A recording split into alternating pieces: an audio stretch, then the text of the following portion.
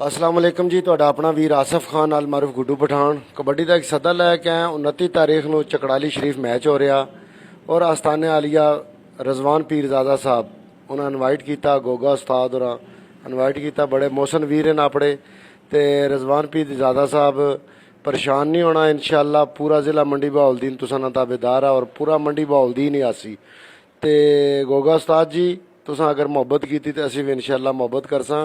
रजवान पीरजादा होरी और गोगा उस्ताद होरी असानी जान हैं।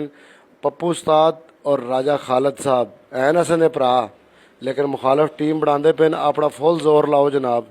इंशाअल्लाह फरूक मुच्छां वाला छोड़ के फरूक मुच्छां वाले को उत्ते भी कोई है ने तो वह भी बुलाओ। रजवान पीरजादा साहब कम अज़ कम तुसी जिहड़ा ना कुत्ते के हाथ पैगाम भेजो आसफ पठान जुत्तियां भी ना पासी तो पहुँच जाए इंशाअल्लाह। अगर पठवार वाले प्यार किया तो आसफ पठान दियां भी सारियां मुहब्बतां तुसां आस्ते।